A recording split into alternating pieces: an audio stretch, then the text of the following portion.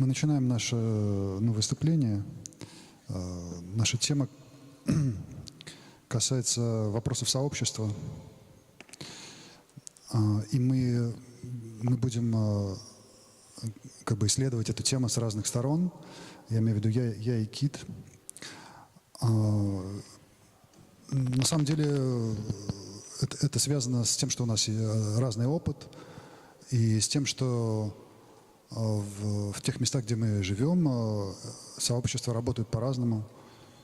Я собираюсь говорить о политической стороне сообщества и того, что происходит с людьми в сообществах. Кит больше о экономической, но если очень, очень грубо говорить. На самом деле все сложнее. Я хотел... Мои примеры будут связаны с московским акционизмом, потому что в данный момент я сконцентрирован на исследовании акционизма. И для меня это не столько объект исследования. Я думаю, что довольно сложно представить, или не так интересно представить его как объект исследования. Для меня это скорее позиция исследователя. Потому что в какой-то момент я участвовал в акционистском движении, и сейчас занимаюсь вещами, которые тоже связаны с перформативом, с активизмом, с какими-то вещами, близкими к акционизму.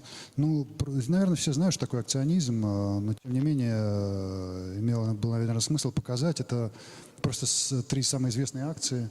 Это первая акция, которая прошла в 1991 году на Красной площади, когда телами было выложено обсценное выражение.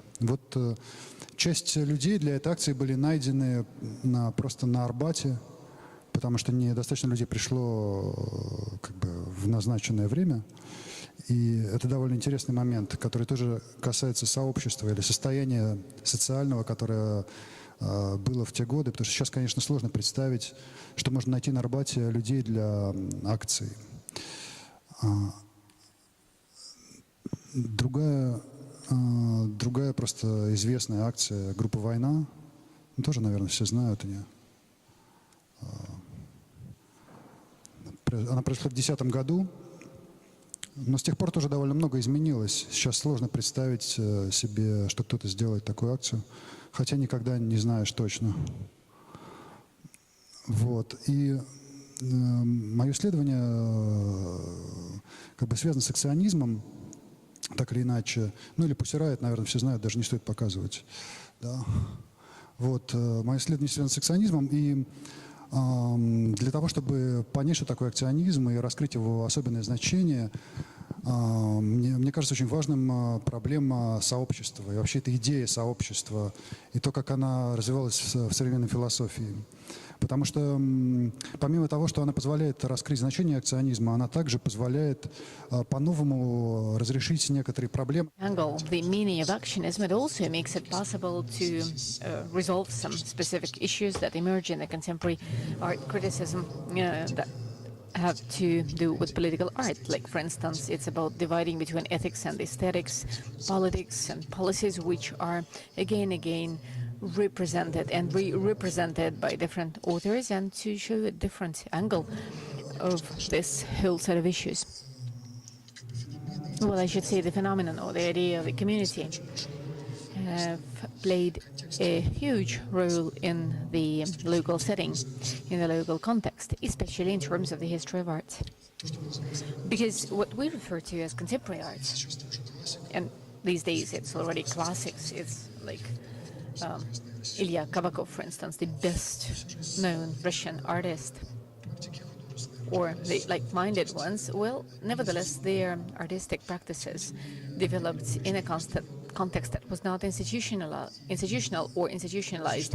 They did not have public exhibitions or shows. At that point of time, there were no institutions of contemporary art. Everything was taking place in an environment that was completely different.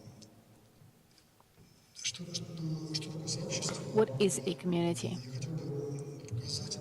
I wanted to show what that might be. referring to some ideas from well-known thinkers or philosophers. One of the most important ones for the contemporary analysis of art and policies and politics, in particular Jean-Luc Nancy. But, however, his ideas are not just taken from the philosophical studies. They have to do with the analysis of the setup of the situation of the Soviet period, which we are still living in. It had to do with revisiting the idea of communism. Well, after the period which brought at the end to any expectations from communism in the society here. I mean, it was clear that it was a very complex and challenging thing, and it was impossible to view it exclusively positively or positively at all. For Nancy, it was a challenge. The Soviet state, with all the horrors of Stalinism, repressions, it was a challenge. It was some kind of challenge which encouraged him to view communism in a way that would be somewhat different, that would be viewed differently and as if unrelated to totalitarianism. So this makes it possible for us to take a whole new outlook on the political perspective, but all of these have to do with the situation which the dwellers of Russia, among other states, were going through. And in many ways, in fact, it had to do with how politics and policies were revisited, reviewed from inside, from within the Soviet project. I'm referring to Václav Havel's essay. Well, he did not live in the Soviet Union, naturally, but it has to do with the situation of an ideological state oriented at socialism. It had something to do with the situation in the Soviet Union. It was quite close and similar to it. Václav Havel took a completely different view of politics and policy. To him, opposition is not between the strata of the society, the classes of the society. Rather, it was the opposition between those who enter the state and the relations set up by the state institutions. It had to do with the ideology, the lies in the ideology, and the ideology based on lies that makes it a must to tell lies to each other and to alienate people and to dissociate them from one from the other. So it was the opposition between those who do play this game and engage into this game and those who are against this state of things, who do not play and do not want to play this game, and who are capable of a sincere attitude, of an ethical kind of action, and who bring us back to the simple truth. I mean, I do not know if we can use this simple word truth to touch this challenge, but it's about the people who bring ethics back into the relations between people. I mean, where instead of ethics, they are given lies, suspense, and fear. It's about people who are capable of an emphatic, a sympathetic gesture. So, he talks about politics being born in this pre-policy, pre-political stage. It's not a political stage as is seen from inside. It's an environment, a medium of people who are friends, who disagree, who in some way accomplish a critical outlook on things, and from that they generate the critical actions, personal and public actions alike. I read this work after I had read Nancy's writings, or the writings of the commissaries like Tiglan, for instance, but I believe they are not tremendously close to Havel's ideas, although Havel wrote about communism. I mean, it would be difficult to expect from someone who had lived a life like he did to expect things otherwise. Now, what do I mean when I talk about the community? Well, in a more practical, effective sense, I mean the following. In the late Soviet Union, roughly from the times of the thaw. There grows an informal environment where everybody knows each other, people meet, discuss things. After the death of Stalin, it becomes possible to set up apartment-based exhibitions or shows to get together to simply discuss things, and so they emerge as an environment of people who have a critical outlook on things and who can be referred to as a community, and this environment grows at an exceedingly overwhelming rate. Here we can also include lots of unions and groups, informal groups, fans of rock music, but what really ignites the buzz of this life is the particular, very penetrating vibe of this community, the artistic part of this community. Now, the role of the arts in here is especially noteworthy. It makes it possible for us to touch and come close to something unique that every single entity has, and it makes it possible to open up and extend beyond the borders of the communities of families, of workplace teams, of otherwise gathering teams, and it's about extending out into the relation with the outer, bigger world. For Nancy, this is about the community. To him, art and community are about the same thing. Also, to him, what really matters in revisiting the communist perspective is a set of other things. In the first place, we can say he builds on Havel's ideas, although I do not know whether or not he had read this essay at all, but in France, they had some very busy discussions of socialist dissident movements, and in an indirect fashion, it might have well impacted him. But that is not what really matters. He adds to this new view of this political difference another set of points. In fact, what I wanted to highlight right now is about the impossibility of some idea that would be over and above the relations between people, because a community is a set of relations. They may be radical, they may put to doubt our personalities, our individual frames, but it's not a super idea, it's not something up and above all of the human relations. In fact, the super ideas he related to the phenomenon of totalitarianism. I mean, he did not dwell on this subject, but it really mattered to him tremendously much. Also, it had to do with the fact that the community is not something you can simply imagine. You know, you cannot imagine through representing it, as in representative democracy.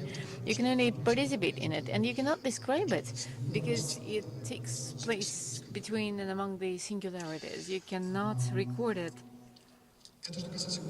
in a fixed fashion. That's about the artistic side of it. Now, in the 90s, he was attracted by the political side of the community. In the later Soviet Union, a great role belonged to the artistic underground movement,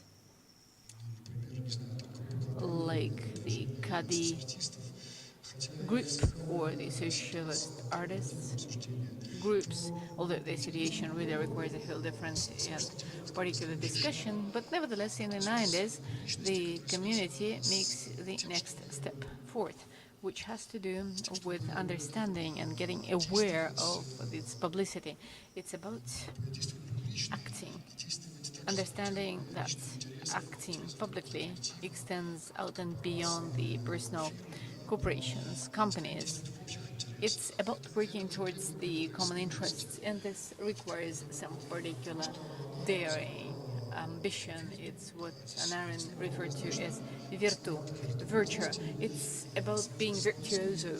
It's about also being masterful, skillful in performative arts, but also it fills it up with the unknown, with the openness, with what the fortune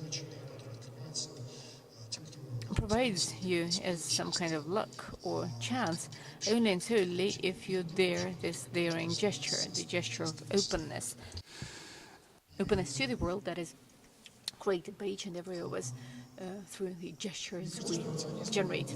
Actionism, I believe, in the most vivid way has demonstrated what makes this community special, specific, particular.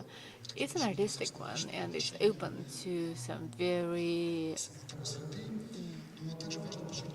clear personal relations. Now, there is another important aspect to the community, which became visible quite recently, well, because after the Soviet situation, it was easier to find a place for life. Like, for instance, in the early 90s, many people would leave Russia just leaving their apartments, which they could not sell. That was in the late 80s and the early 90s, which encouraged the development of the squatters movement. That is, you could simply find an apartment for free and live in there. All of this created some kind of support that was possible to live in this beautiful idleness like that of the artists, to work, to create communities, to research into subtleties of coexistence and being a community. And here, I really want to leave the 90s and to turn to date. Things have changed quite significantly. The real estate is on the open market being acquired and sold. The communal fees are growing. Life is becoming exceedingly expensive. And in Moscow, it is difficult to imagine someone who could afford not to work and yet survive, because Moscow has become a city that really takes everyone to be regularly engaged into something, in making the money. But said that, these conditions generated by the hired labor can hardly encourage the growth of the community. It degraded significantly in the 2000s and the first decade, and then in the end of the first decade of the new century, it became clear that it's important to create the new conditions, to create some particular conditions. And here we can move on to the ideas of Tikkun, who views the community as a way of life. It's not just a gesture, it's not a radical gesture of communication, it's not about extending the personality outside and beyond its borders. It's about constructing certain forms of life that make it possible for the community to become accomplished and fulfilled, thanks to the conscious efforts of the activists and artists in the end of the first decade of the years 2000 and on. It begins emerging. Now, I want to view the actionist practices as developing and continuing these days, especially and in particular after the turn that really ousted the open and free public speech and the performative actionism. Nevertheless, the radical, free, liberal actions in the public space remain possible. I would like to say a few words about two actions which demonstrate how this can be possible today. Ну, во-первых, In the first place, I would like to talk about the action that is called "Do Not Be Afraid." Katrin Nenasheva was in a public space in the city, in the prisoner's robe. This was inspired by the following. As part of the human rights organization with which she worked, she ended up in jail in a colony. And when one of the prisoners, female prisoners, saw the camera in her hands, she asked to take a photo. Just remember it, because in prisons, women cannot take photos of themselves. Basically, the photos are not permitted, so they cannot send photos of themselves to anyone, to their kids, to the family. And Katrin Nenasheva was very impressed by the prisons administration refused allowing her that, rejected allowing her to make any kind of pictures. I mean, this was pretty much like a repressive gesture, as it was which was simply to ban the imagery of any kind. So with her actions, she tried to compensate for this lack and absence of women's imagery, of the imagery of women in jail. So she put the image of a female prisoner into the urban environment. She was sending the photos of her stay in the city to female prisoners in a colony. С надписанными на обратной On the back side of the photos, she had the addresses of the volunteers who were ready and wanted to correspond with them. In this fashion, she created some kind of system of relations, a system of visible relations, real relations and communications, which have to do clearly with some daring, with some courage of a public gesture, with disrupting an ideology which has been on the rise and revival for quite a long time now. We seem to be going back to the ideological times, although at some point in time it looked like they were well over and back. So these are the kind of discourses which really are indispensable for practices. I mean, it's about the necessity to disrupt the ideological canons to simply bring back the freedom into relations between people. So the photos you see now, the photo in particular, this one that you see now, is the completion of this action where she is being shaven by the co-fellow, by a partner in this action, and then they were arrested right following this. I'm not going to semantically analyze this gesture, but I simply wanted to give an example of this. I also wanted to highlight a number of issues related specifically to this action. I mean, it may be oriented at the policy of identity, that is to give the visibility to some people who are ruled out of the society, of the community, who are invisible, who are in jail. And this action really discloses the problems this policy encounters, especially when implemented by the artists, in spite of the efforts by Katerina Nasheva, which I think are very respectful and definitely are worth attention. Not a single female prisoner was in the limelight of our attention. Well, clearly this was impossible to get done, художника. but nevertheless, it's the artist's figure or in personality that is the limelight of the action. In fact, quite a lot of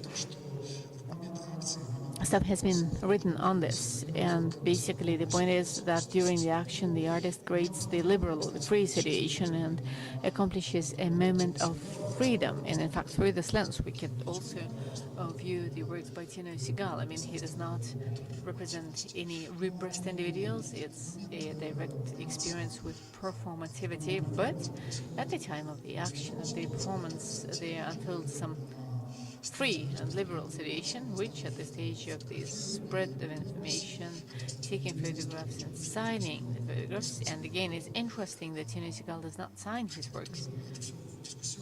Although this is all very debatable, and I hope we will discuss this when we move on to the general discussion. But at this point of time, the artist takes back the power. We do not know a single prisoner. We did not hear a single name of female prisoners. We only heard the name of the action initiator, and that's not about being critical of Katerina Nasheva. It's about interacting with the media, with the visibility around, and this really makes public statements, public points quite specific. I mean, some specific photographs were selected, and there were some which you could also watch on the Facebook page, but there are some you can find online, and most of them represent her by herself. You can hardly find her hugging other people, taking pictures of her. The media always select the individual. They replace any challenge, any problem with an individual, and the action ends up being something different, not what it was meant to be or what it was. Now I want to show you a different example, which I think is more interesting because it demonstrates the solution to the issue of dealing with the media. That's the quiet picket. The point is that the participants of this quiet picket daily go out into the city with a poster. It's a self-made poster with the poems, statistics. They raise some subject which is tacitly banned, like for instance, well, the rights of LGBT plus, or really any other set of issues. You just name it. At times it's just simply statistics.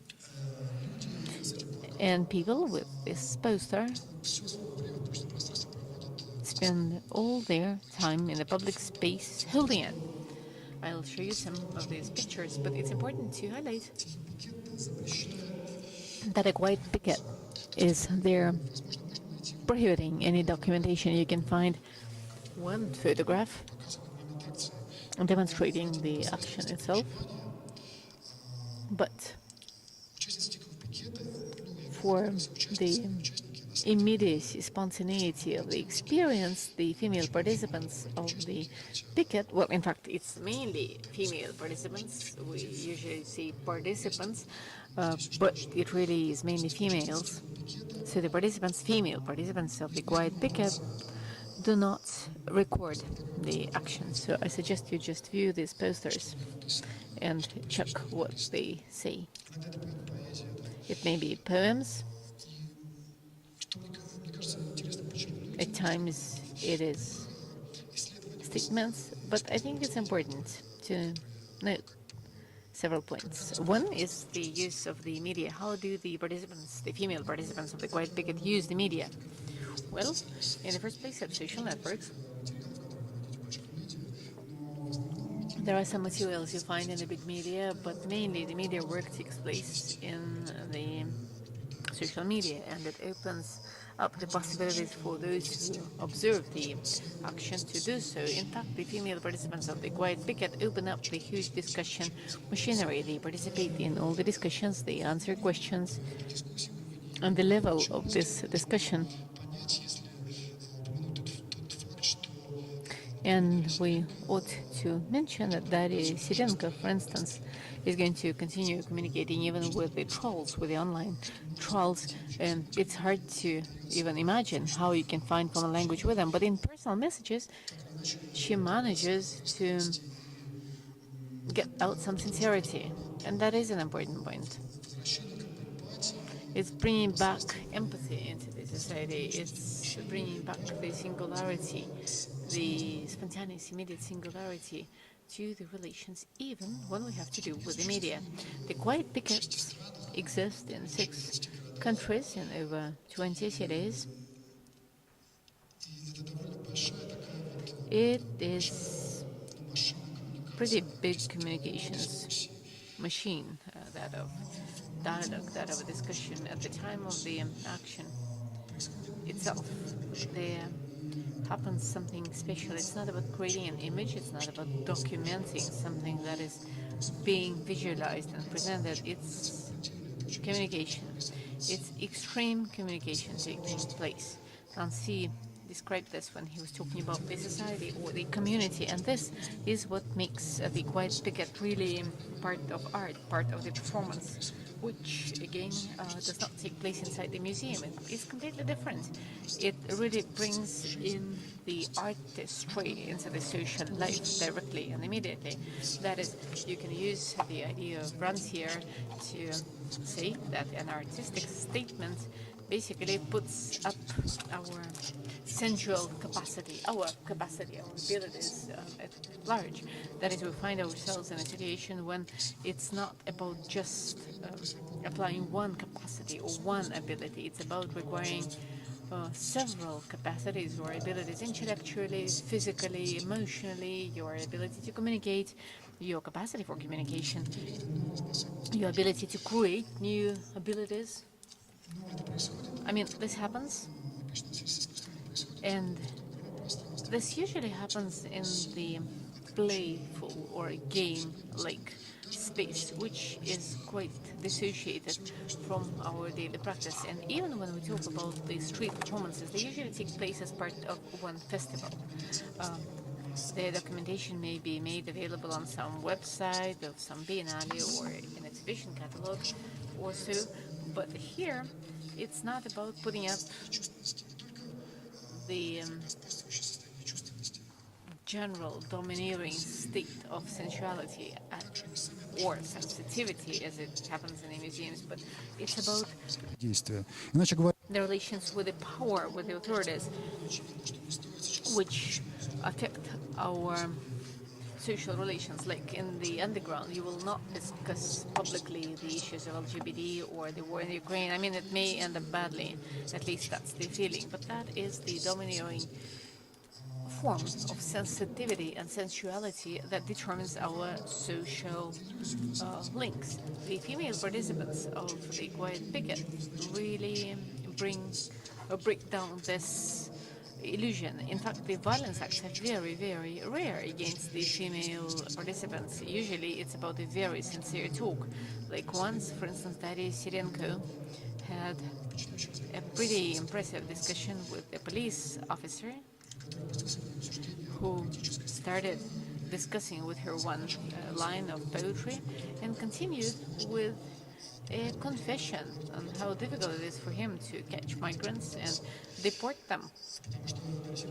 And Daria Sirenko asked, how does he personally feel and how does he live his convictions through in his profession? And he said, well, that's very traumatic, that's very bad. And in fact, what makes it really more dramatic is the fact that when they stop talking and when it's time for them to leave, he gives a sign to folks sitting in front of them, nodding towards the migrants, showing that his colleagues should now take them to the police station. I mean, it's the kind of event that is not controllable by the artist at the stage of when it really happens, or at the stage of when they exchange information about it. The exchange of information is open, it takes place in the social networks, but at the time of the very action, which is open to changes, it becomes very significant. I mean, there was a case when Daria Sirenko changed the poster by the request of her fellow passerby, who convinced her that she put things wrongly in the wording, so she had to do it differently, as she was convinced. Well, I want to show that the actionist practices really make it possible to bring together and to even provoke the communities in public spaces, to create the communities in public spaces. And that is what makes the contemporary actionism different and particular compared to the actionism of the 90s, because in those years it really placed most of the attention on the initiators and the action doers themselves. Now it's about the subject, the feeling. And also today's actionism really consists of daily practices. Like, for instance, the female participants of the quiet picket get together. It usually is quiet gatherings or reading groups or quiet parties. They badly need all of this as part of the endless dialogues they carry on public spaces. So the actionist practices cannot be seen separate from the sphere of the expression. I mean, the sense of the quiet picket you can really acquire when you simply read these posters, but not exactly. To understand the meaning of the quiet picket, you really have to know the components of the actions that make them possible. It's the reading groups, it's personal practices, it's particularly constructed interaction in social networks, for instance. Also, it's very important to highlight that the quiet picket in many ways really is linked to the quiet practices that develop thanks to the social media, because many researchers highlight that in the light of the late political events, the revolutions, the Arab Spring, and the rest of it, the social media work to connect как бы, the virtual and the real public action. For instance, that make it possible to people who act in the society to discuss the rules of these actions, of this interaction, more quietly in the social networks. And that's exactly what the female participants of the Quiet Picket do. I mean, they have a set of rules which they suggest following. Usually it's friendliness, it's the rule of openness and friendliness and the rule of empathy towards the person with whom you are having a discussion. Well, all of this is the kind of aspects demonstrating the political and the artistic, aesthetic sides of the communities. To move on to the economic aspects, we need to see to the idea of looking at the practices, which we can call political or aesthetic, in terms of a whole series of practices they are related with. And the economy naturally is one of the very important and exceedingly important parts of this, meant for a liberation. And lastly, before I pass the floor on to Keith, I want to say that the economic practices, in fact, given the organization of the community, are hardly discussed in the society these days. And that is strange, because the artistic environment is an example of a very precarious, very poor existence that badly requires a discussion. And some cultural features make it possible for people to openly discuss this subject. And as I understand, Keith has linked his work to opening up the economic aspects of the life of the community in political and artistic aesthetic senses. Now the floor is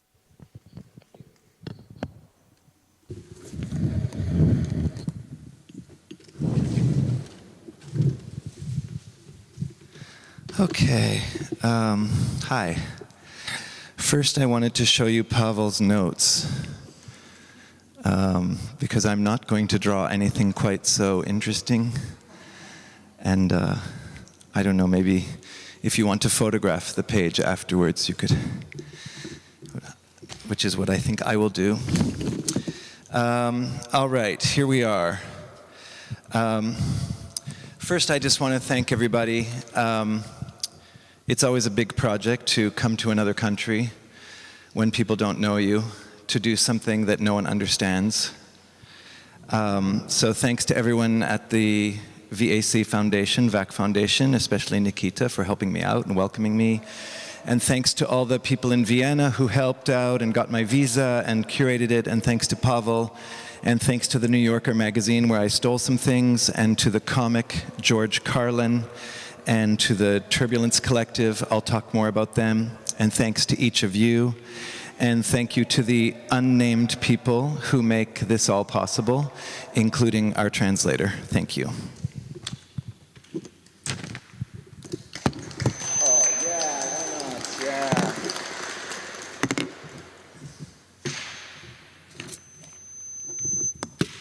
I will also try to keep some notes here, so I just did talk about George Carlin, who is a funny American. And I'm going to now just perform a short text by George Carlin. The whole revolution is about values, values of any kind. You know, what will you do for $10? What will you do with $10? Really, it all comes down to values, what you value and how much. I often think of that because, you know, you can buy anything in the USA. Businessmen are the ones that really kind of got the country where it is, you know, in both ways, positive and negative, man. The businessmen, because there's no morality in business, just a ledger, just an account. Keep it in the black, show a profit, keep it in the black, keep it in the black, never mind your soul, never mind the landscape, never mind the other guy, keep it in the black, keep it in the black. Businessman did that, you know? That's right, you can buy anything in this country, you can buy anything in any country, because now you can buy it online. Anything you can think of. You could buy a left nostril inhaler if you looked around long enough, and you could get your state motto on it. You could get it glow in the dark if you want, anything. If you nail together two things that have never been nailed together before, somebody is going to buy it from you. Hey, I'll give you $1.50 for that. Anything at all. Values.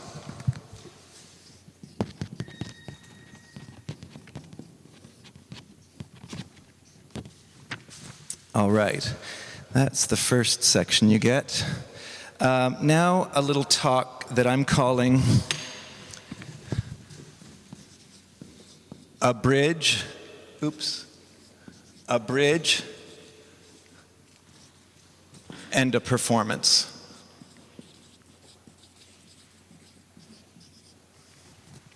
So I would like us to consider together two major works of contemporary art that are currently in process.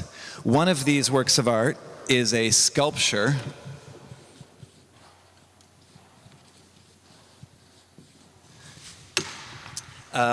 it's both a physical and a social sculpture.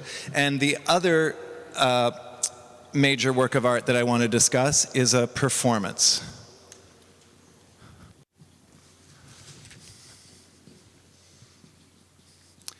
I'll just write some kinds of sculpture, material, conceptual, social, which is of course a reference to the work of Joseph Beuys, but also all this actionist work and even us just sitting here having a conversation. So I want to talk about a sculpture and I want to talk about a performance.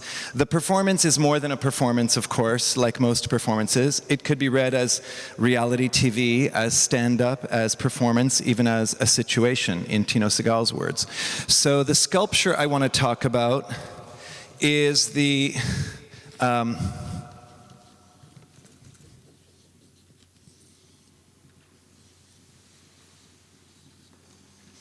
it's the bridge. The bridge to Crimea. And the performance that I want to talk about is the presidential election. Ooh, that's interesting. And the performance I want to talk about is the election of Donald Trump. So these are two major works of art, the bridge to Crimea. Maybe this is not obvious which bridge this is, so I'll just write Crimea. So when we're looking at these works of art, we also look at who are the artists of these works of art. Do you know who the primary artist of the bridge is? Yes, it's Arkady Rotenberg. And who is the primary artist behind the election of Donald Trump? Yes, it's Robert Mercer.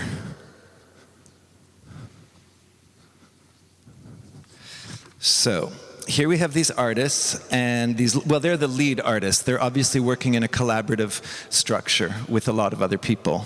The bridge and the presidential performance. So both artworks seemed unimaginable. We couldn't imagine that these things were possible. Everyone, no, you're not really going to build a bridge to Crimea. No. Trump, he could not really get elected. Right? So this is like how the artist works. They start with something that you cannot even imagine, and then somehow you realize that it's actually happening.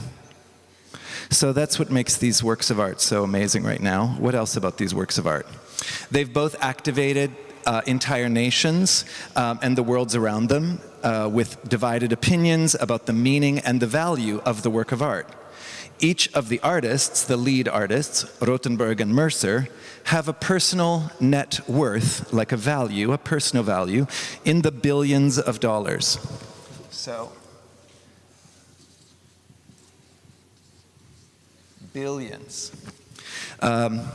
You tend to use the word oligarch. We talk about billionaires, but they're kind of cousins at the oil field. You know, it's in that kind of way.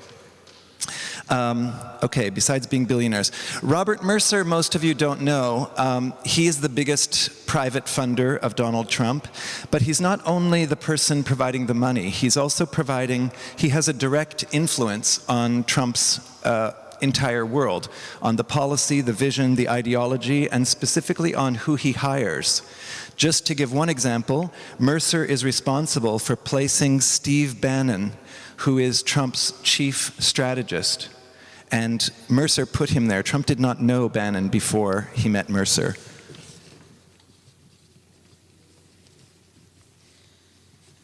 So that's Bannon. And then who's Rothenberg? Is there anyone here who does not know who Rothenberg is? He's not your top millionaire. Because of course, the person who is paying for us to be here is your top billionaire. Is that obvious to everyone? That Leonid Mikhelsen is paying for me to talk to you? Okay, so we'll get back to that. But no, Rothenberg he's only like number 30 in the value of the oligarchs. He only has around $2 billion compared to Michelsen's $18 billion. But nonetheless, you know that he's a friend of Putin since they were 12 or 13 years old. They were in the same judo dojo together, and that he has made his money primarily in government contracts for Putin, building roads, bridges, gas and oil pipelines. So let's talk about the scale of these projects, right? So we're still with the sculpture and the performance, the bridge and the election. These are very, very large-scale projects, and they're large in terms of social engagement, financial movement, complex meanings, military implications, and the large scale of these projects guarantee their long-term influence on global markets. So the bridge and the performance will influence not only the creative projects of other billionaires, for years to come, the other billionaire artists, billionaire social entrepreneurs, billionaire innovators and makers, but these works of art will have a significant influence on the art worlds in general for years to come, on new trends, on styles, on concepts, and on the understanding of socially engaged art and action for generations to come. There are communities of artists who are already united or already in development, motivated by resistance to these projects and the ideologies and economies that they represent. So there's a lot already in motion in relation to these projects. I see you taking a picture of this. You could buy the whole thing afterwards for $5 if you want. What's $5 in rubles? Is that like 5 times 16 is 50, 80? No, that would be 100, that's 1,000? No, 1,000 is 16. What was that? You could buy it for 350 rubles at the end. Okay, that's the large scale. Do we need to talk about this? I have way too much text. We don't really need to do it all. Also, if you want this text, we could email it to you afterwards. I will post it somewhere, or you can get it from people. Yeah, how do we understand these works? To understand these works, we have to figure out our relationship to nation-state, to capitalism, to racialized and imperialist histories. There's a lot of things need to happen for us to figure it out. In each way, these projects help us to see and feel and understand some of the major frictions or tensions of the current era. So it's through these projects that we better understand who we are and what the major political issues of our time are. Reading these works as if they were hanging in the same gallery, the bridge and the performance, we are confronted with a network of both harmonic and dissonant understandings that produce a globalized situation, unlike any of the neoliberal gestures that we have become comfortable reading or even critiquing. With these projects, we are confronted with not knowing, with illegibility, and with a collapse of previous modes of producing meaning and shared experience. And through these frictions and this illegibility and not knowing, a situation is produced.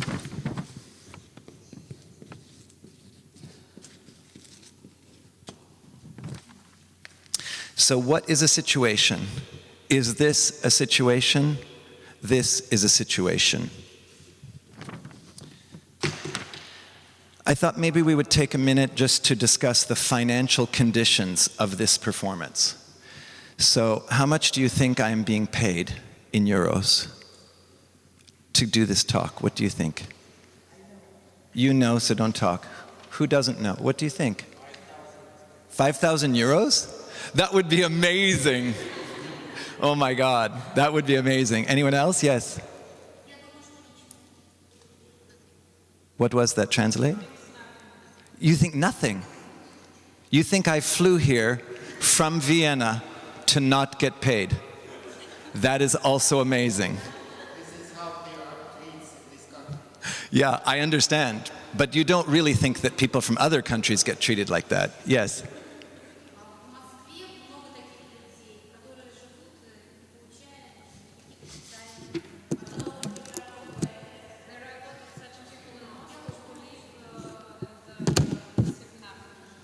Say again. She tells that there are a lot of people in Moscow who live and receive nothing. Of course there are, but they're not American. Or they're not Canadians who live in the United States, such as myself. Your intentions here are not so clear, so we Oh no, my intentions are not clear because I am making a confusing performance from multiple topics. That's, okay, so we are together on that. That I'm trying to have more than one intention. That part's clear, but you still don't think that I'm working for free, do you? yeah, obviously, but So that's what I'm saying. Just make a guess. What do you think? okay, doesn't LSD going to Nikola Lenivets? Say again? Вам заплатили больше, чем одну дозу ЛСД и поездку в Никола Ленивец, или меньше? It's really hard for you to say a price. This is amazing. In the United States, they would have already thrown out like many numbers. $300. Close. 200. 500. 5,000, 0, 1, 2, 300, 500. So I get paid for this talk. Originally, I was offered 200 euros. And I said, I really want to go to Russia, so I agree to go, but I don't agree with the 200. Then, part of it was I said that if I do a talk, it's a performance. If I make a performance, it's a work of art. And I cannot travel to another country and sell a work of art for only 200 euros. That was my logic. Then I tried to, because, you know, I had to write, I had to think, I had to learn about Arkady Rotenberg, I had, you know, there was like time passed, effort, labor. So then I learned during the same week that I was negotiating my fee, I learned that VAC Foundation bought a villa or a palazzo in Venice. So then I started to try to imagine a hierarchy of value. And maybe I was here, Hennessy, and Sehgal was somewhere in the middle,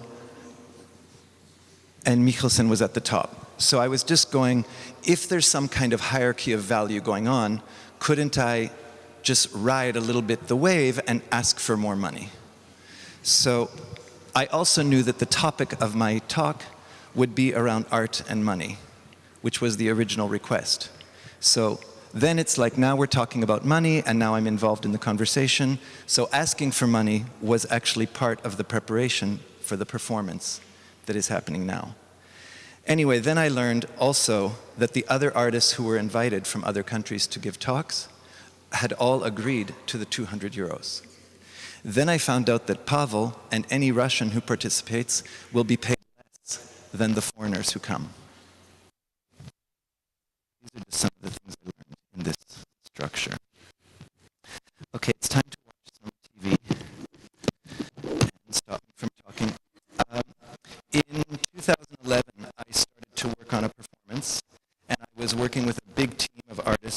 people in the core group to make a performance called Turbulence, a dance about the economy.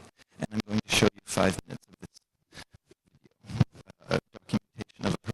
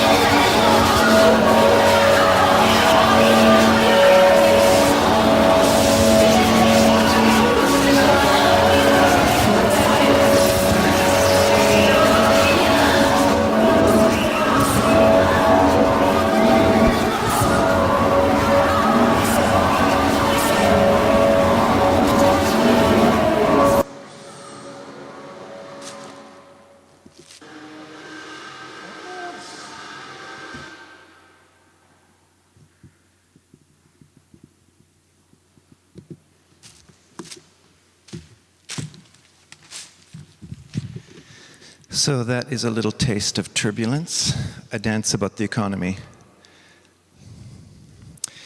Starting in 2008, I was working on a PhD dissertation, like a thesis, focused on 1970s performance collectives in San Francisco. And when I couldn't do it, I started to really doubt that I could finish. And I didn't want to work on anymore. I couldn't write, I couldn't do the research.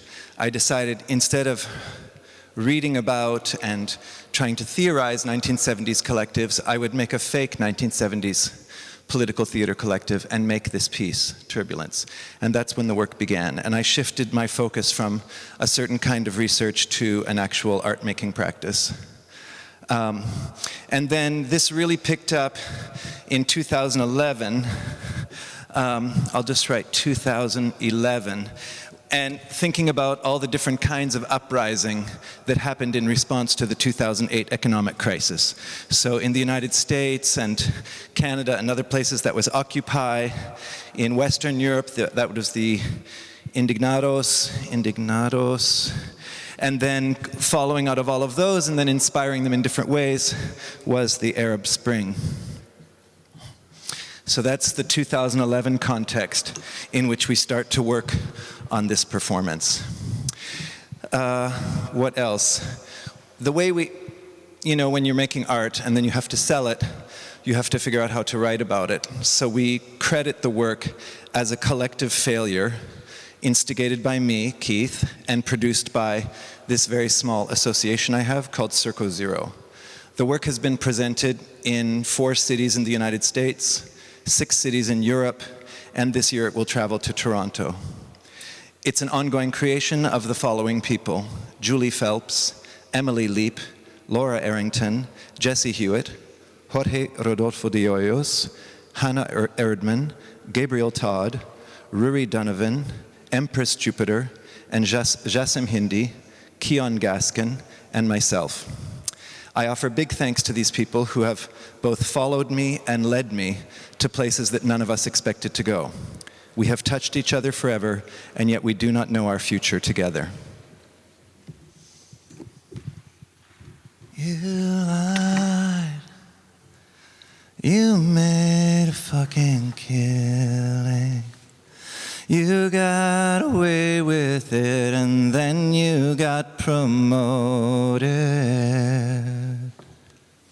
You lied. You made a fucking killing. You got away with it, and then you got promoted. You lied. You made a fucking killing. You got away with it, and then you got promoted.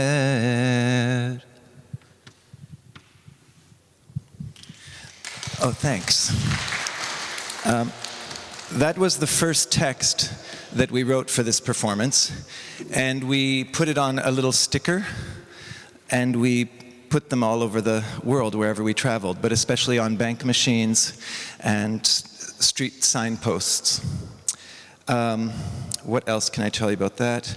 That's that. Oh, right. Then there's Naomi Klein. So do you know Naomi Klein? Is she translated into Russian? Naomi Klein. She's a Canadian who writes about United States and the world, and I'll just write her name down because we're writing names. Naomi Klein.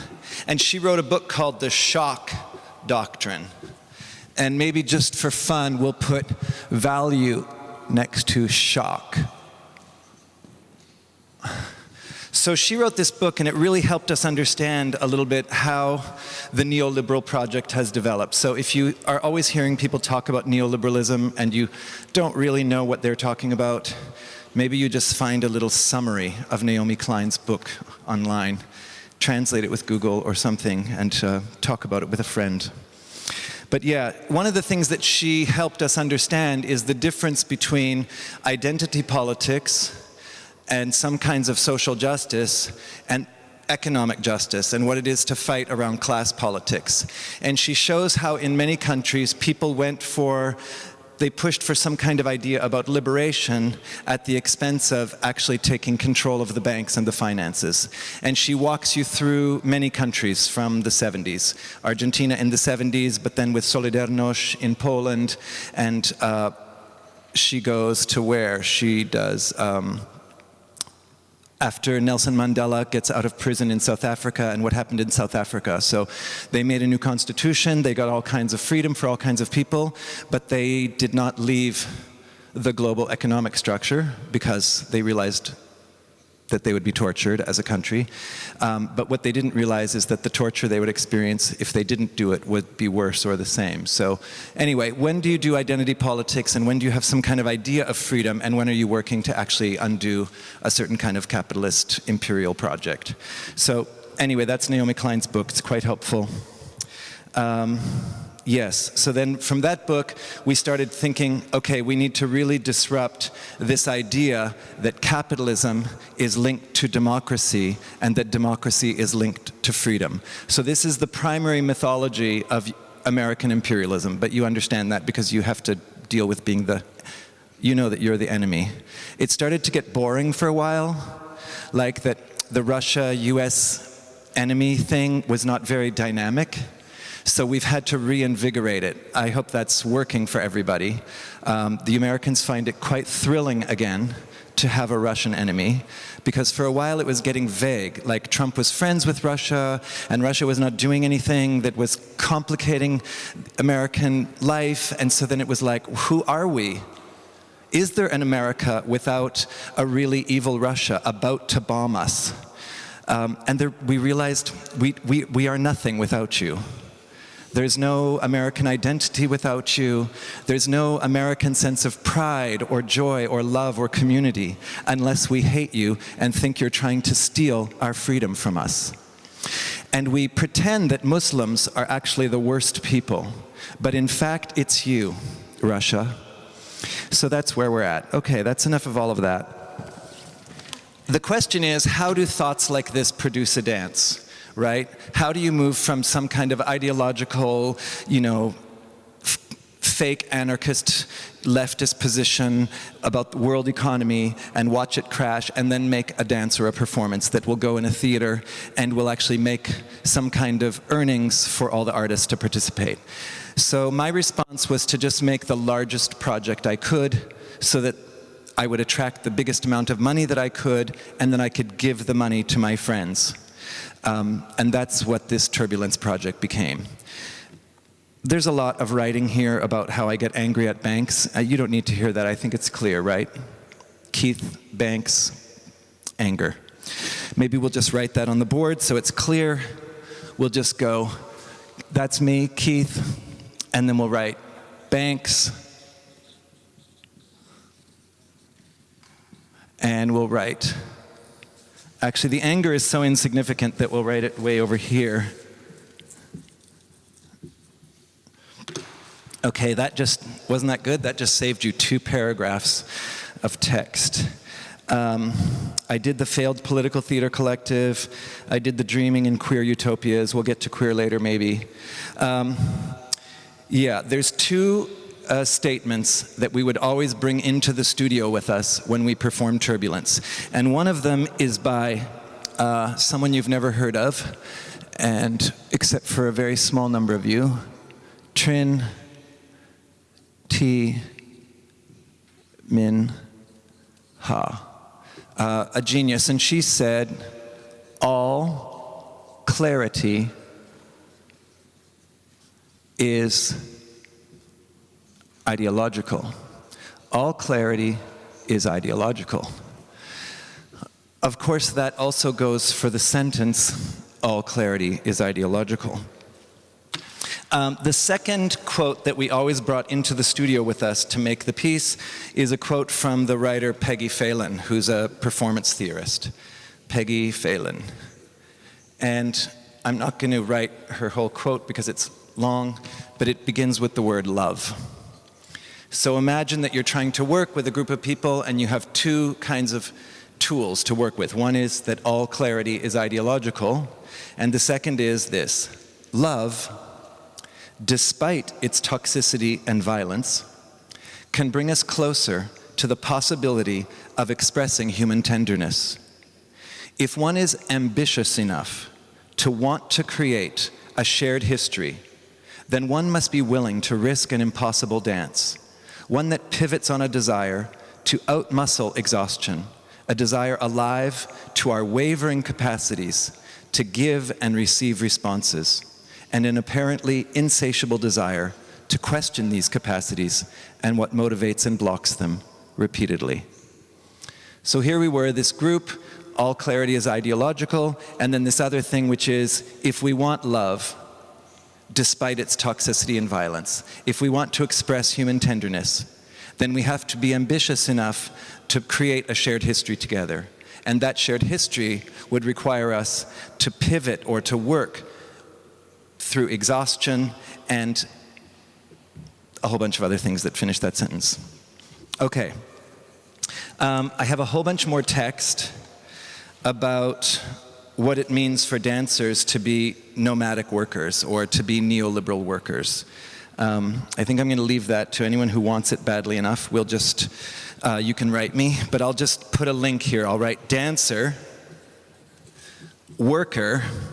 You can decide from your own histories and language, is this a job? Am I a worker right now? Does it make any sense at all to use any kind of leftist, socialist, Marxist analysis to figure out what I'm doing in relation to value and what it is then to make work? So dancer, worker, and then the neoliberal. And this is what we spent the last 30 years trying to figure out, right? The last 30 years has been, how did the worker change? How has the worker changed in sort of the global capitalism of the last 30 years? But I could explain some ideas about that, but more importantly, now we're in a situation where the previous theory is totally collapsed, right? It's not just the Trump situation in the United States.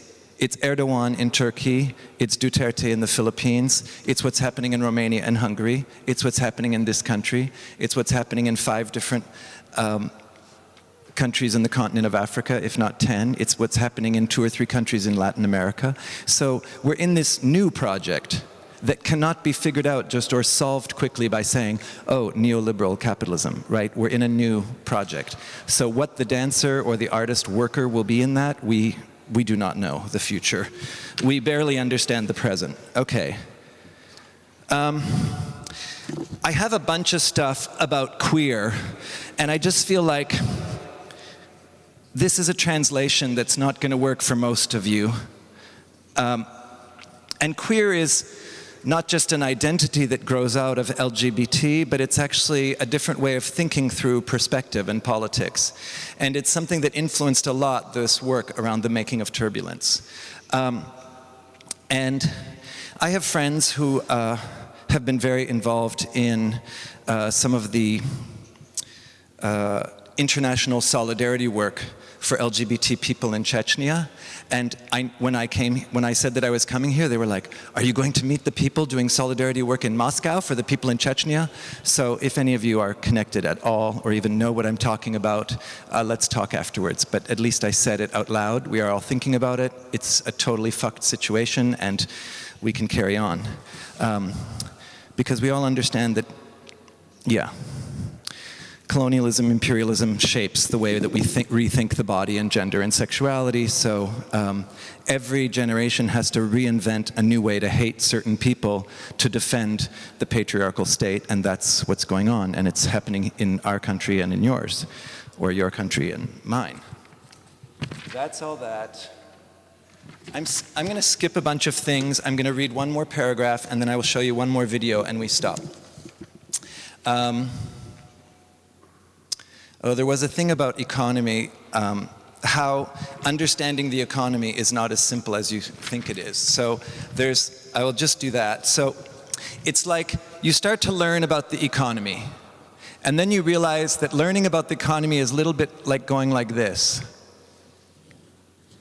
That the more you start understanding, the more you realize you don't really see it.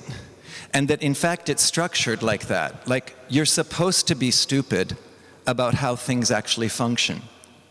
like how financialization or how money or how value has entered into your everyday life, how the time that you spend trying to figure out to buy groceries or pay rent is now some kind of vague, obscure thing that we don't really understand the details of. Like, what is it? What does it mean to invest in an, like, most of us think that oil and gas are things that heat our house. But in fact, they are just another form of dollar bills, right? They're commodities in the way that plantation life and slave life have always operated. They're ways for other people to make money. They're not actually, the people who are working at the high end of oil and gas or any kind of mineral, they're not actually thinking about heating your house. Which is a trip, because that's what we think about. How do you make the car go? How do you keep the house warm? How do you keep the lights on? But they're not thinking about that. They're thinking about the role of the material and the resource in the international stock market. So they're all global finance and government contract. They're working in a completely different level. It's a commodity, so it's a dollar bill. Anyway, I don't know why I'm talking about that, because now we're going to shift to the topic of piss. So piss, urine. For the piece Turbulence, well, maybe I'll just read what I wrote. We'll write piss just to have it on the map.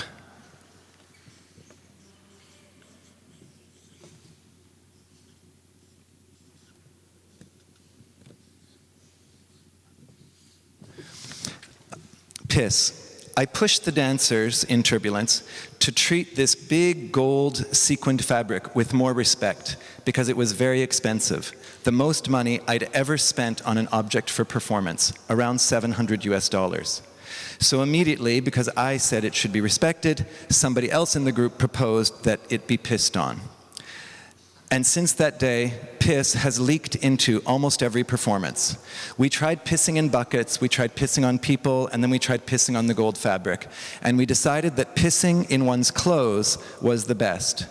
We thought about the pissing in fear, the humiliation and the infantilization of pissing in one's clothes. We thought about pissing in queer or SM sex and power play. We thought of the golden shower. We thought of the metaphor, which is in British English, of taking the piss, to make fun of.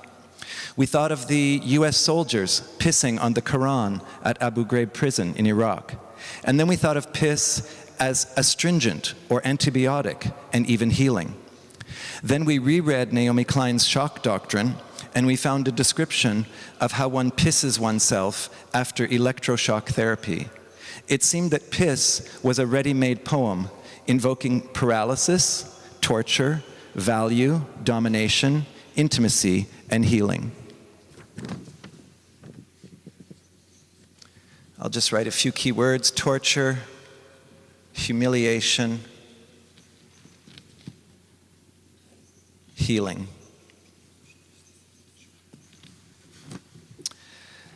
I think that's enough. That's enough of all of that. There's other references. Like I say, if anyone actually cares about the language, like there's a written text and you want it, seriously, email me, Facebook me. I'm really easy to find. I send you the text. And let's just watch a little bit more TV. And we will stop there and move into some interaction with each of you and all of you. Where are your clothes made? For me? What? Your clothes. China! Where are they made? In Germany. Can I check?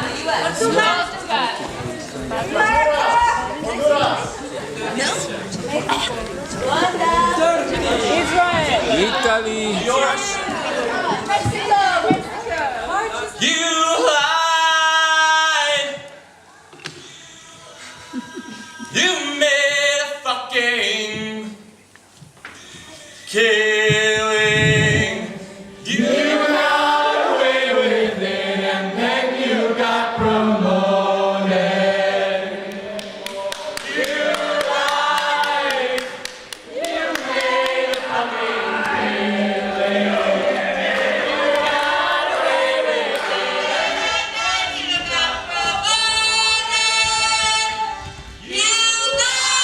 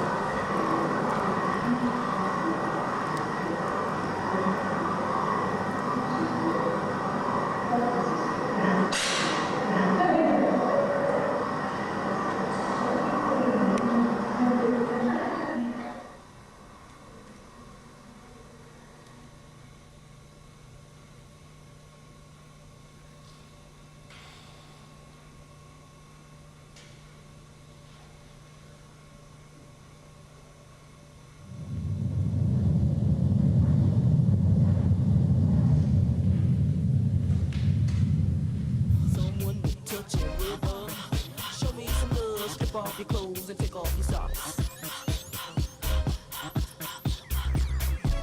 The party's jumping, I see something fine. Boy, I wanna kiss you, but I'm just too shy. Let me dance with you, let me wear you out. Here's a glass of orange juice, let's go exit out. The music's banging, way down in my soul. When you dance behind me, I lose all control.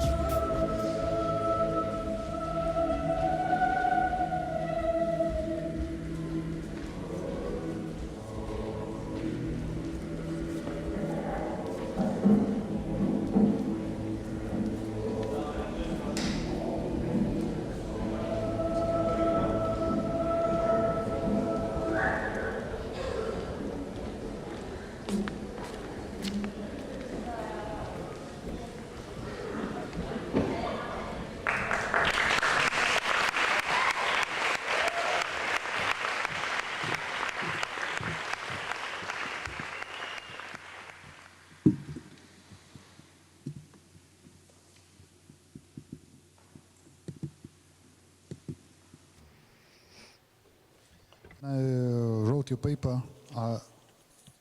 Is some questions? У меня Читал твой текст, ко мне пришли несколько вопросов. Мне захотелось задать тебе несколько вопросов по поводу турбулентности.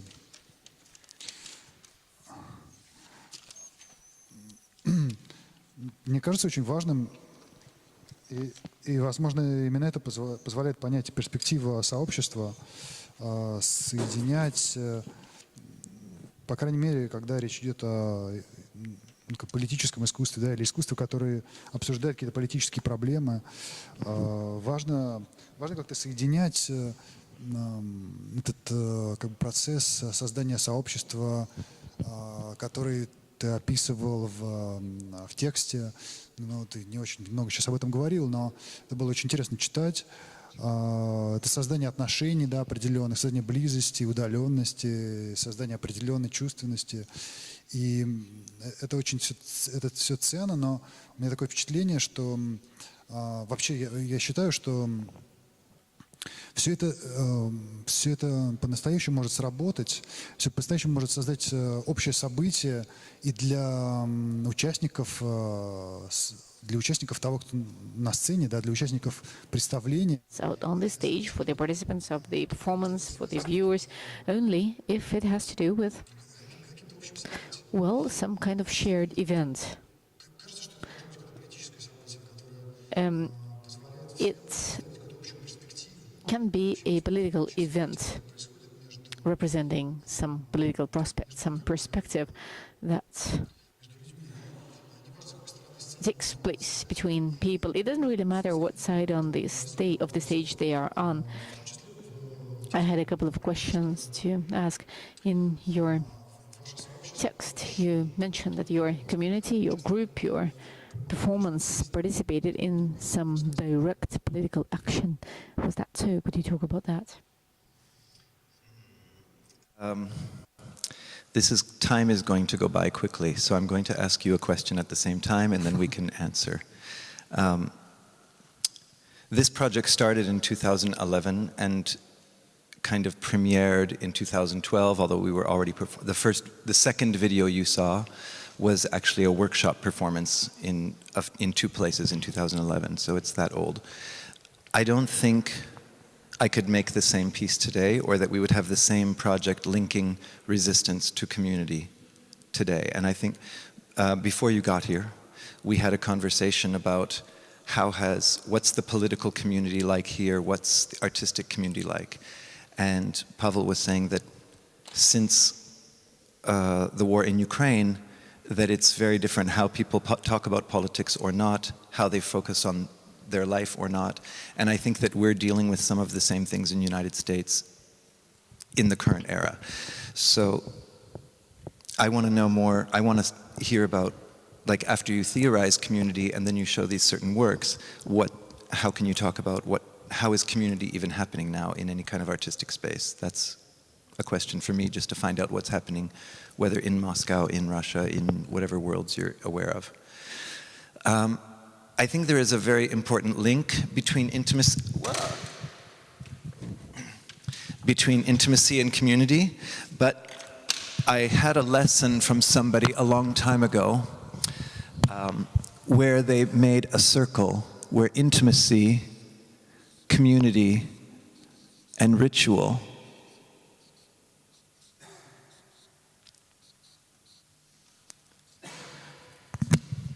that there was no community without intimacy, and there was no intimacy without community context. But at the same time, there was no intimacy without ritual, no ritual without community. So what is it to think of all three of these things instead of just the trajectory from intimacy to community? So first we would have to try to figure out who we all are in this kind of post-religious, neo-religious context that we live in today, what a ritual might even be, and then what are the ways that our intimacy and our community are already ritualized practices, and then what it might be to create new rituals. So I do think that the reason that the Turbulence group obviously it does not produce a very nice to look at work of art. We would not, right? It's a mess. Can we agree to that? This performance is a mess. So, nod ahead. No. You think it's beautifully coherent and clear? Then we failed. It's a mess, right? Oh, you think it's completely coherent and clear? Oh, shit.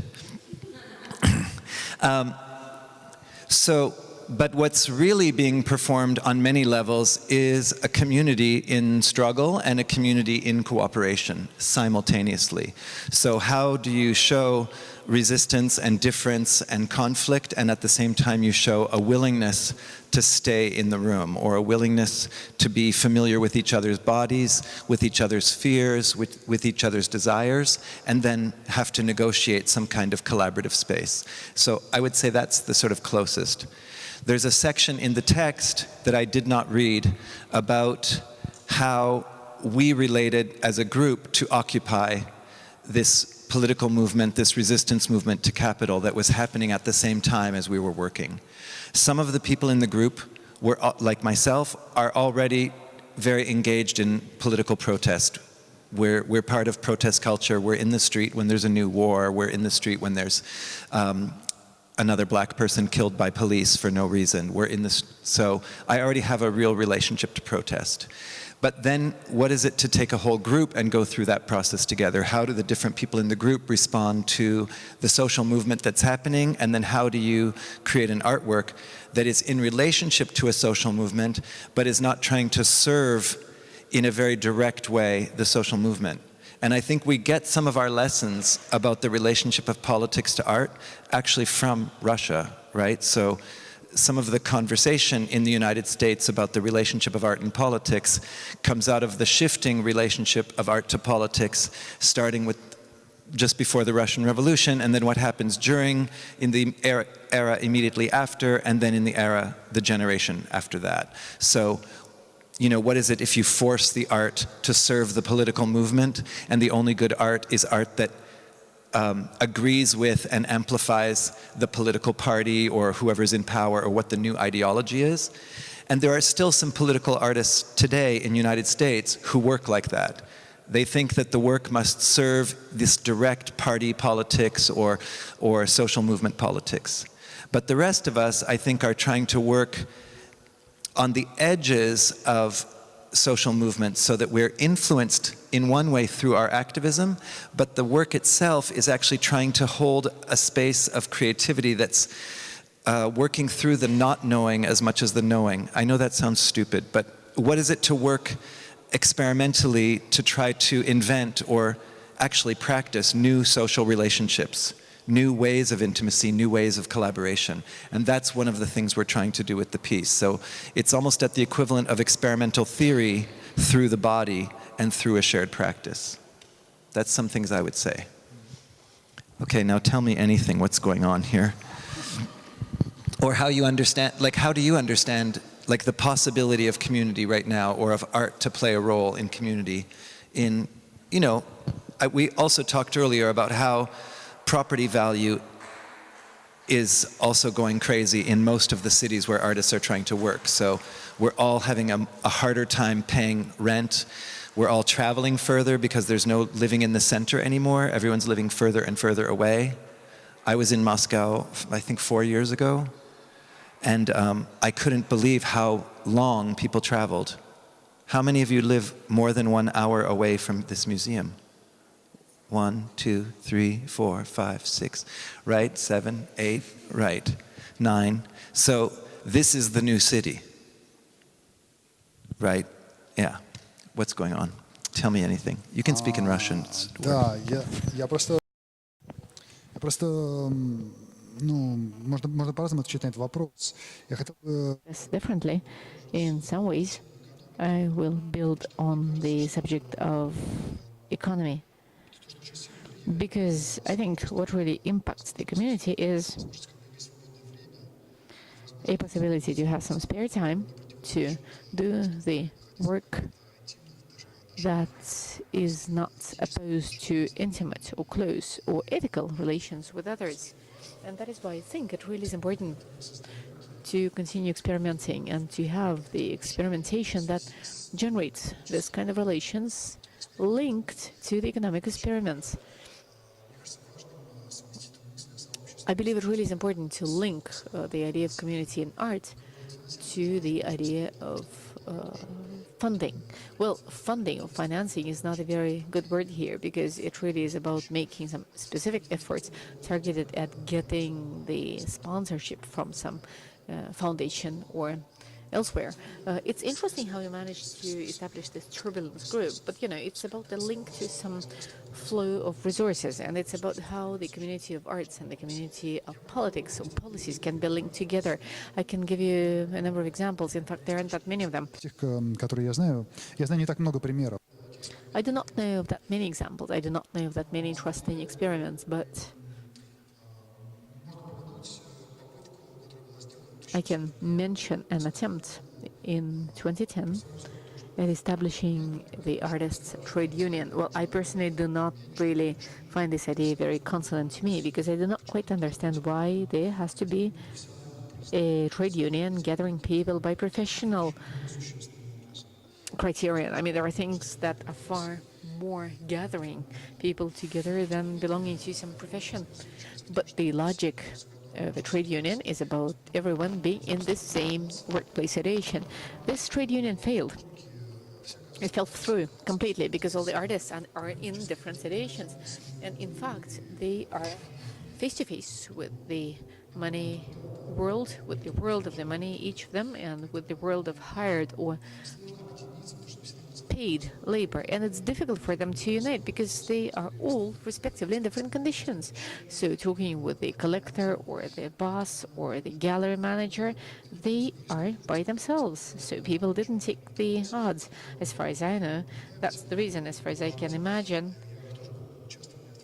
I mean, I also personally participated in some of the meetings of this trade union that fell through, and I could judge that people did not dare juxtapose some collective action to personal connections, public action against their personal connections. So the trade union proposed a form of self-organization that was out of place in this community. I was at a meeting, and it was far more like a classic meeting, assembly, with the panel, with the speaking heads who know exactly how things should be and what they should be like, sitting there and convincing the others. And I thought that did not look honest to me. I mean, it's not honest, really, convincing others what a trade union should be like and how it should act. So I personally think, in many ways, the tragic political situation has to do with the fact that the community that used to be very powerful, very strong in the late 80s and the early 90s did not find convincing forms of political expression. It did not find sufficient organizational forms. I was delighted to learn about the Occupy movement. I was delighted to learn that in Moscow there is a group you could join, because I thought that it's exactly the way out from the dead end of a community that cannot conceive itself politically, that it really sees itself as a personal protest, as creating art out of one's personal life, but not as a process that spreads towards the political aspects, that really refers to the further financial relations, the spread of the resources, distribution of resources that are shared by the whole country. It's about the very local community in Moscow, as it still is. But I believe it will soon take the forms that are closer to the 80s. Interesting things were happening in factories or plants, like, for instance, the research institutions where the rent is quite low for using the premises, and some artists pay to be there, to work there, because that's affordable, and that gives an opportunity for the community to live on. Well, it can be more or less successful, but in the electric power factory, for instance, Предполагали некоторую кооперацию, да, there were to be some show spaces where people cooperated to pay the rents, and then they would share the time to exhibit their works. This was experimentation, but I believe this is the kind of experiments that think of themselves as gradually getting fit into an existing artistic system. I mean, there is some deficiency to it still.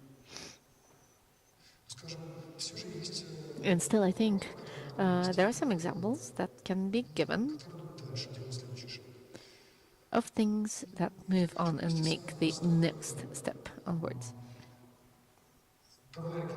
The simplest example was Daria Sirenko. It's the lady who initiated the quiet picket. I know she works in a library. I mean, it's oftentimes is not the most attractive way of doing things when you earn the money in one place and then do something that nurtures your experimentation elsewhere. But in her case, it's more interesting because in this library for quite some time she worked as somebody но это часто были putting together exhibitions. But these were exhibitions to meet specific assignments for the Victory Day, как бы to incorporate some political message, интересно с этим работало. to deliver it to the visitors of the library. It was very similar to the Aesop's language of the post-Soviet poets and writers. But at times, she managed to do something really critical Еще идеологические and challenge-focused, not serving the assignment given. как экспериментом. There are some other options. That's about the economy of experimentation. There is the cultural center. It is no longer in existence. It was shut under pressure.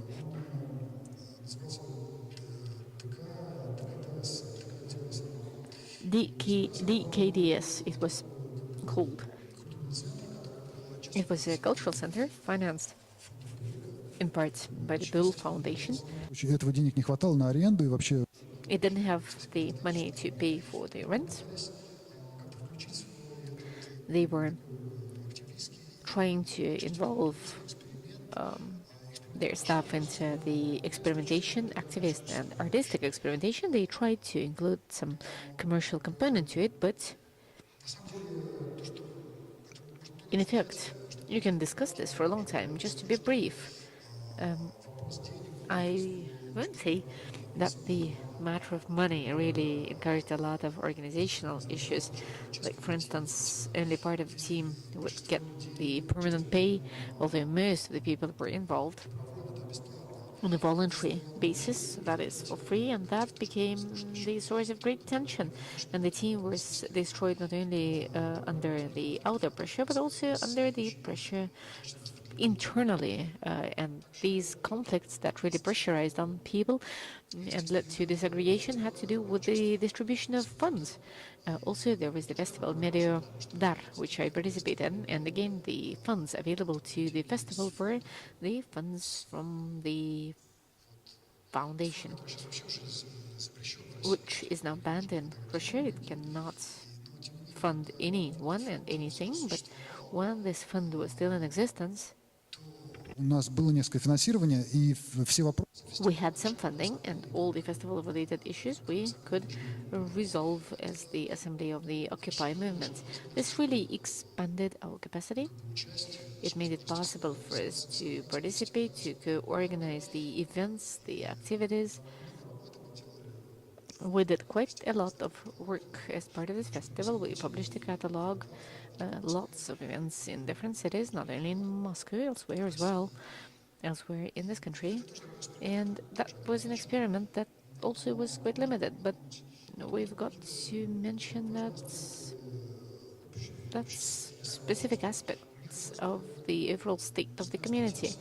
I should ask you about how you organize the distribution of funds, of resources. Do you know of any interesting experiments that have to do with the distribution of funds, of money? And maybe you could share some of that. And also, how is Turbulence related to maybe you could say some other words about how this very show, this dance, was related to a process like this? I'm concerned that it's 8 o'clock and you're trying to go home because you live 1.5 hours away. But I'm going to respond to this, and if, of course, if you have to leave, you will leave. And if you have, after this, I think we just listen to you. So if there's some questions or comments that you're trying to make happen or you want us to hear about, I really want to hear them, whether that's informal or with a microphone. So the first thing I'll say is that there are very few artist unions in the United States. The only ones that function are in film or commercial theater, so where there's a lot more money happening. I make half my income from teaching. That is common with many artists that seem successful. We're actually teaching most of the time to get the money that we have. When I make a project with a group of people, almost every one of those people has other jobs. And those other jobs could be in fitness, Pilates, yoga, massage. They could be in the healing arts like massage and other things. Maybe they work with children. Maybe they work in the internet, web design, graphics. Some of them work for other artist organizations. And then at least one person in every project I have ever done for the last 20 years, at least one and sometimes more, are involved in sex work. They're doing stripping 1 night a week or prostitution 1 or 2 nights a week, and that includes in the project that you just saw. And especially in San Francisco, sex work is one of the best ways to make a lot of money quickly on your own schedule. So it has a different kind of vibe than maybe you can imagine. Since Occupy, there have actually been several new attempts to organize artists and wages. One of them is called WAGE, and you could look it up, W-A-G-E, and it's looking at how it's trying to organize museums, galleries, and theaters to join this organization, and then that would guarantee art workers a certain amount of money. And it's the first time that we've had anything quite like it.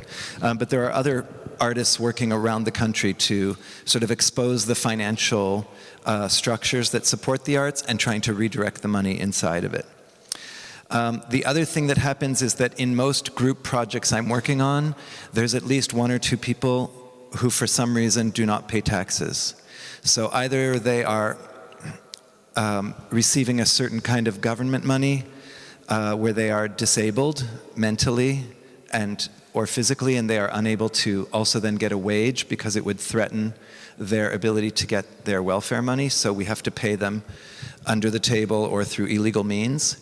I myself lived illegally without papers in the United States for 10 years. So I have a lot of different strategies for how to get money through other people. So when I'm working with immigrants or people who do not have the legal right to work in the United States, we do a lot of money redistribution around that. Sometimes I make work for no money. Like the making of the piece, I do not get a commission. I just put a few $100s into it and I make something. And then it's through the touring that I actually get paid. Other times I write a lot of grants and proposals to private foundations, to government organizations, and I get grant money. And grant money comes either from taxes or through the foundations of the 1%, who all have different kinds of foundations, a little bit like how we're getting paid here. And I'm not an ongoingly successful artist. My career, if you look at money, looks like this.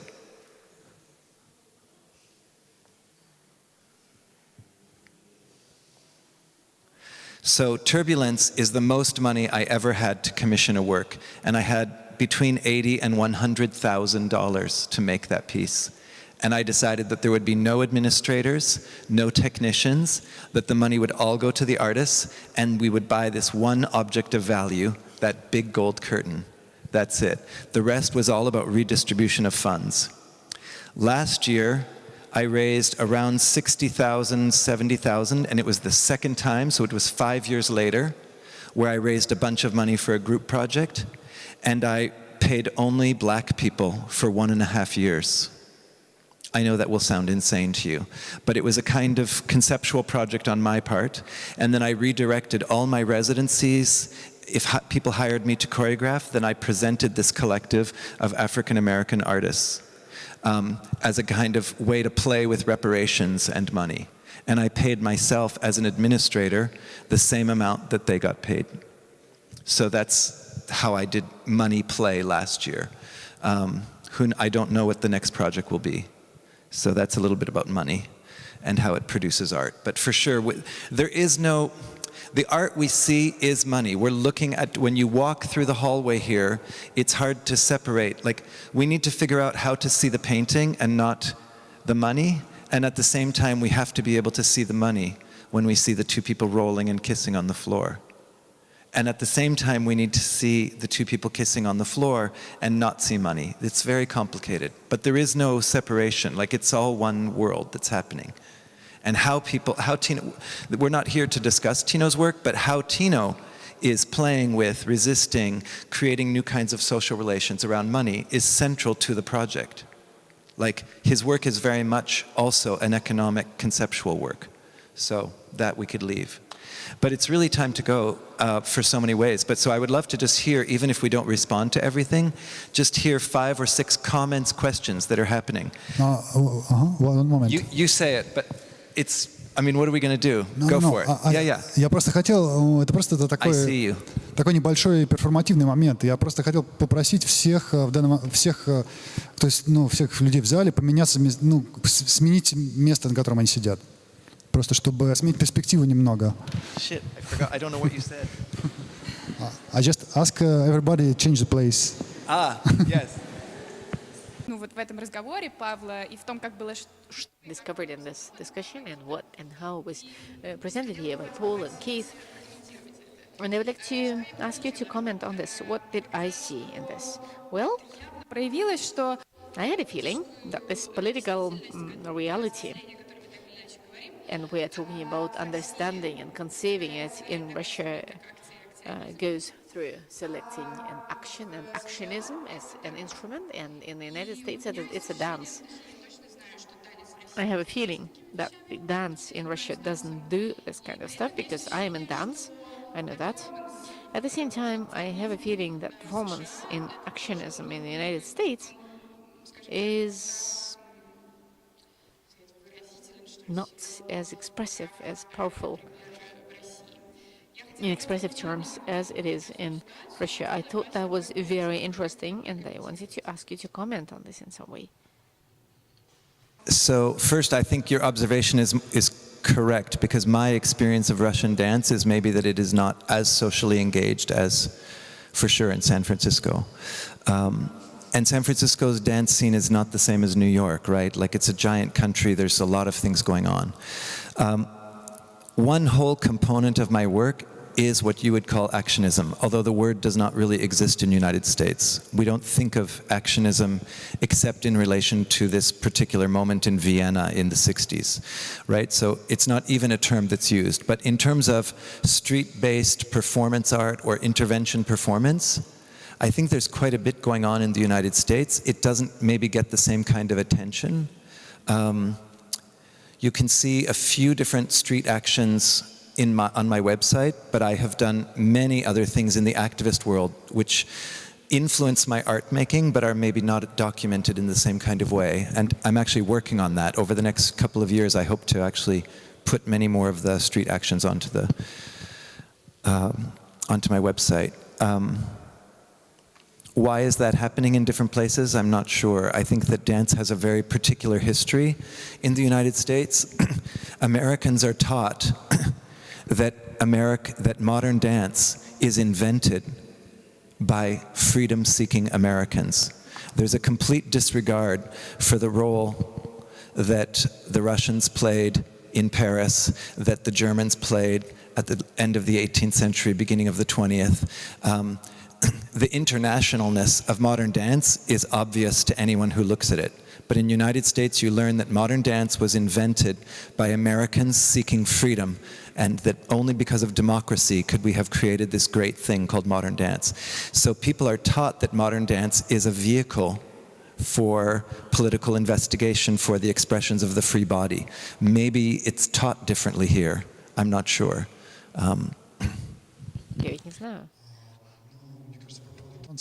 Кит сказала основные вещи.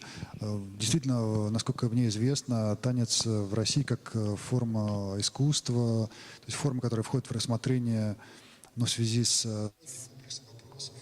Considered with regard to a whole multitude of issues about art is not something that was generated here in this country. It exists as some kind of borrowing, perhaps I'm wrong.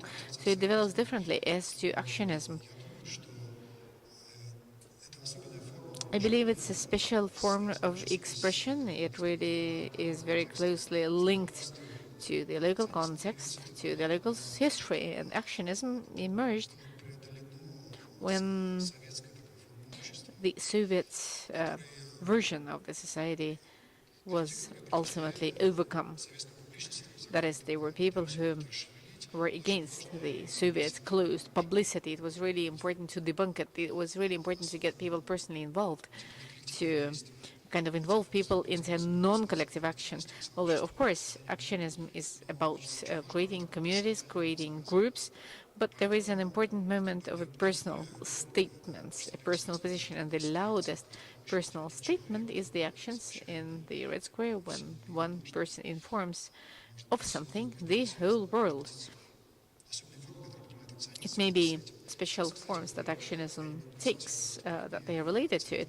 Actionism is acquiring some more collective forms these days, and I believe it is going closer to what Occupy represented in the States. As far as I know, in the States it was far more artistic, it was far more exciting. In Moscow it was lectures, performances. In the United States it was more choreographic. It was more about dance. It was more about the process. I know one author who writes about the contemporary protest, and he talks of the coordination in social networks as a type of choreography, because people discuss the type of coordination out in the street, and this determines their interaction in time. I also just realized something quite important in our difference between our countries, and that is just the role of public protest in the United States is just really different. Even though the government, especially the current government, hates anyone who protests, they need us to defend their imperial wars, right?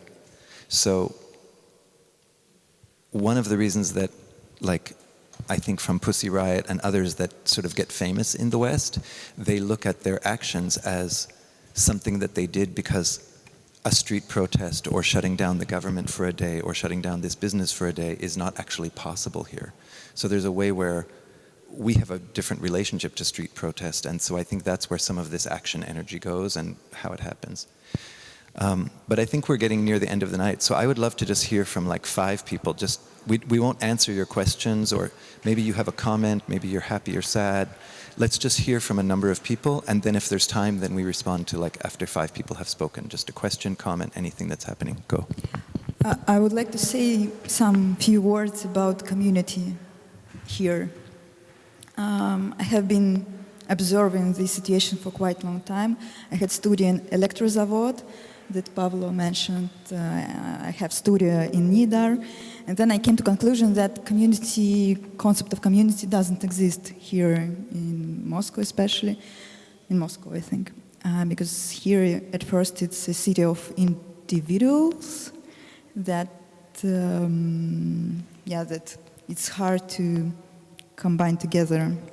And I started to think the reason of that. And after that, I came to the conclusion that it's because we had lots of tension inside our bodies, because the whole situation, the political, the social, everything is quite difficult, quite hard, and you have to survive here in every sphere. And yeah, that's creates lots of tension. And even because of that, it's difficult to be together with someone, to work with this intimacy, to understand that we are very close, we are together, we are working on the same thing.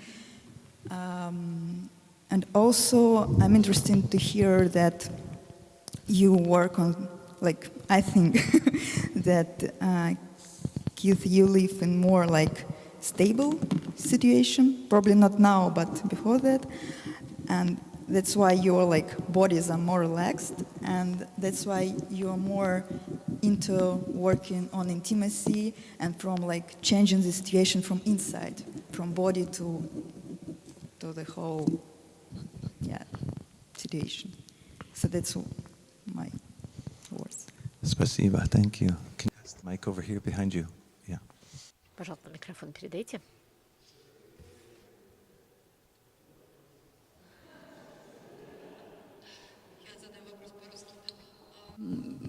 Мой первый вопрос. Вы писали диссертацию о performative groups in California. Could you say a few words about these groups, and could you explain what is so particular about these groups, what is so special, and why what you are doing now reflects the issues that were so important in the 70s? My second question will be also the very small one. I cannot quite understand to what extent your group, your team. Вы, как и большинство современных художников, искусственно направленно представляете себя, в общем, критику капитала. Но при этом вы существуете на... With the funding from wealthy people, and the project that's running here in Moscow now is funded by the AC Foundation. So how can you comment on the break, the gap between your ideology and your revenue, your income, your source of income?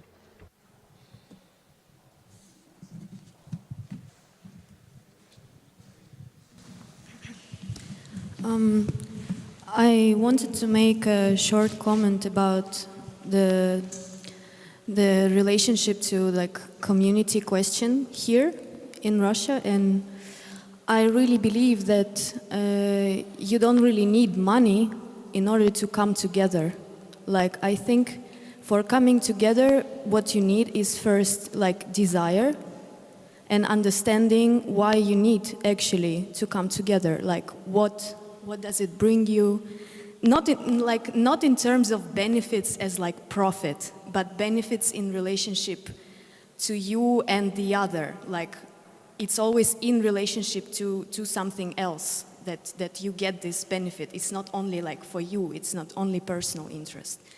And I think this is the most important or the key issue that doesn't allow community to happen, is simply because there is no understanding that this is something, this is a good option for art also to develop, for people to grow and develop. And also I think it has to do a lot with the fact that there is not enough trust, and the way that discussion goes, the fact that the discussion is not open. I think personally that in order to talk about community, first you need to look at yourself and know like how you're talking about things with people, and really just consider that. I think that's my comment. My name is Roman. I just wanted to make a comment about all of your speech about money. No offense, I guess that this doesn't matter, because nowadays in our growing society, I mean that you won't be surprised, like from my birth, and especially from yours, no offense again, population was doubled at least of the earth and of our countries, and money, they haven't changed enough. They are not ready for this change of the society, and our time, my time, your time, and our all together's time, it costs more than just $1. So speaking of this 200, 300 euros you got for coming here, you get much more because you got the attention. So let's speak of the human attention. And speaking of your, sorry, you haven't introduced yourself, doesn't matter, I see. Speaking of this ideological profit positioning, I don't know how to express this another way. I guess this is all about ideas and interests, not about money. Money are coming after. I bet that Mr. Tino Sehgal was not aimed at making money at the start. He was trying to transfer some of his ideas through some other human beings' bodies.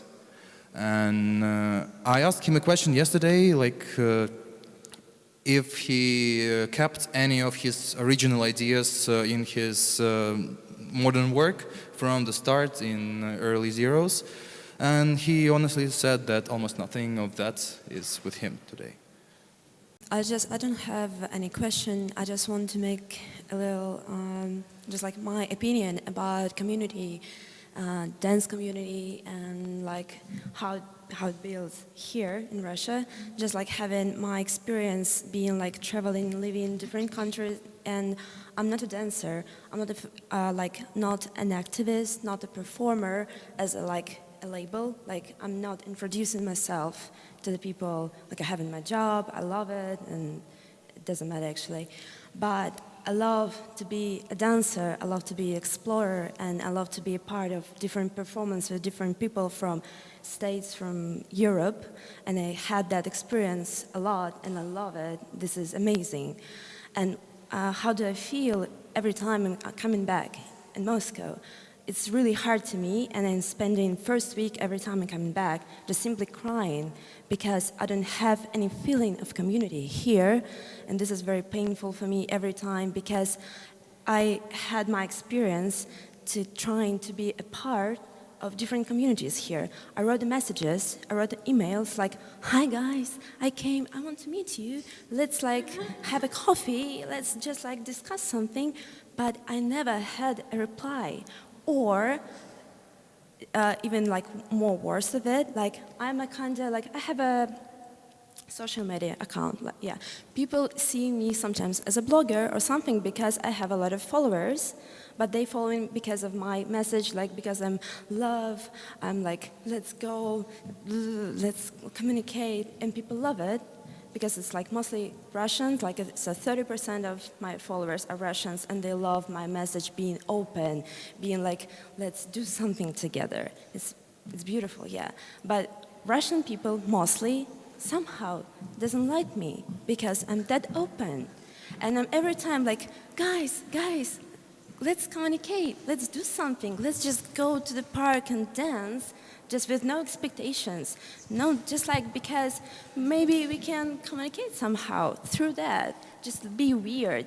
I mean, in a good way. If we are weirdos, this is amazing. We can do something cool together. Yeah, but what I feel it's like no community because people are very, very close and they're close inside of their communities. And if you are trying to be inside of it, they're mostly pushing you out. Not because maybe it's not about judgmental or ego or something like that, just because maybe this is a part of Russian culture. This is like our culture code, because we are close, we have so many fears, like somebody can come to us and do something bad for us or something else or steal something from us. That's why we are close. And that's why it's so hard to open ourselves to experience with no expectations and with no judgment. We are expect and we are judge because this is a culture in our country, and this is so hard to break this. But this is actually so easy to break when you're just like saying this to yourself and just like going through, breaking through, you know? Yeah. Let's go. I'm really open for it, really. So this is just like my observation, being like multicultural. Yeah. So that's it, actually. Awesome. Thank you. Here.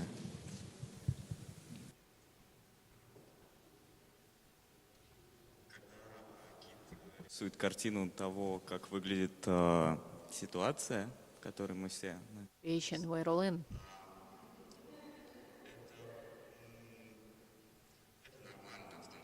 It's quite normal. I mean, we can feel for things, we can find things consonant with us, we recognize ourselves in what's going on, we recognize what's going on outside us.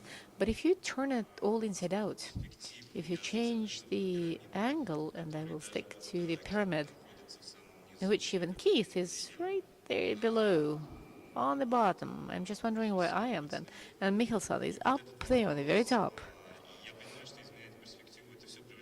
And I understand that if you change this perspective, it all becomes conspirology, really. But my question is to the person thanks to which we gathered here together. Can he hear us in the first place? Is he interested in what we're talking about here? Right? And is this event part of his political game? As part of the forthcoming elections? I mean, I'm just also painting the conspirological picture.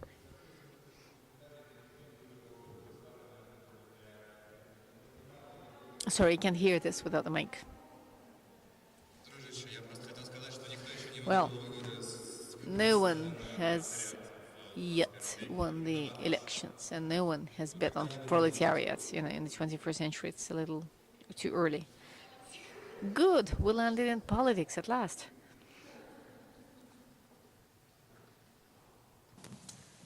What I just would love to mention is, to my personal point of view, is activism and actionism, if I'm saying it right in English, is actually exists in Russia in a contemporary dance world, to my personal point of view. But what I just see is that this is on a very early stage, and it is happening among, like, it's basically what is in the choreographer's mind. And I'm happy to mention that there are people who are interested in politics and who are able to create works in that. And what I see is that there are most people of them who come from St. Petersburg, because they have this because they have this point of interest with, for example, School of Activist Art. So it actually exists. And what I think is that as long as people continue to search in art forms and continue to go outside of the theaters and continue to research the topics and themes, as long as they do that, it's going to continue, because the topics arise. And it's not that contemporary dance also always researches the time and place and that's it, and the body. It's not like that. And I like that the social context actually arises. So just to mention that it's not like a empty field in Russia.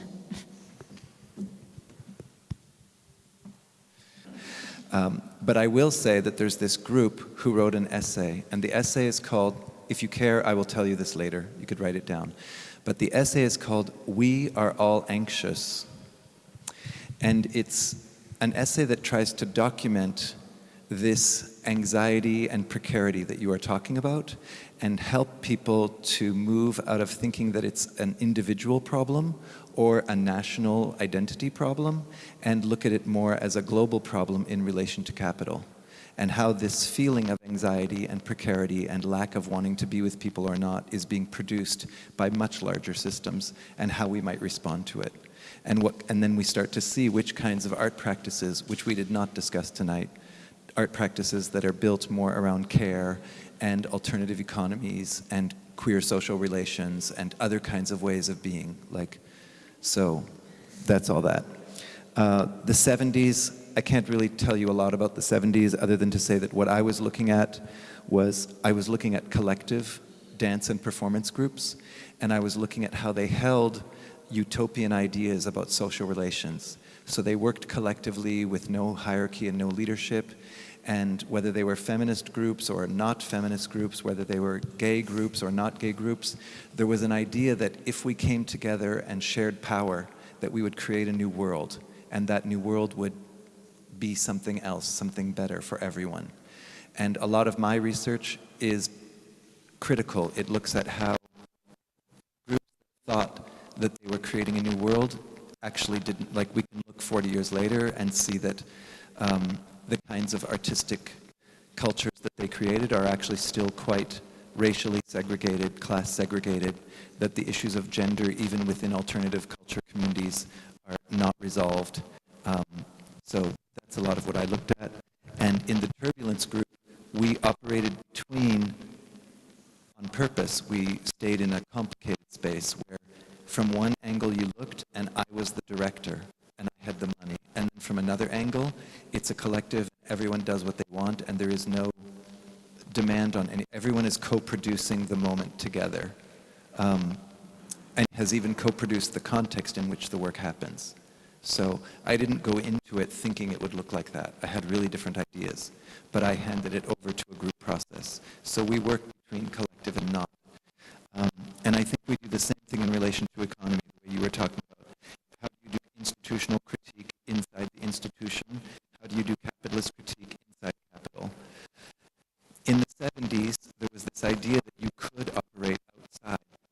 But now we have had 30 years of post-structural critique, and we have Foucault, and we have everyone else, and we've understand there is no outside. We're all in it.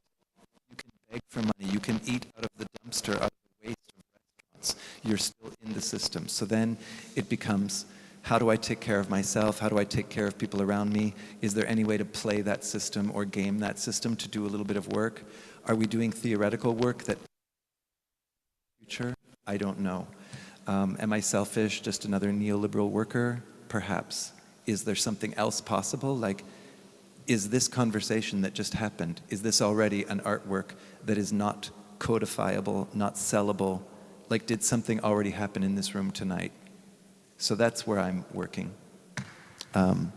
Those were responses to a few things that happened.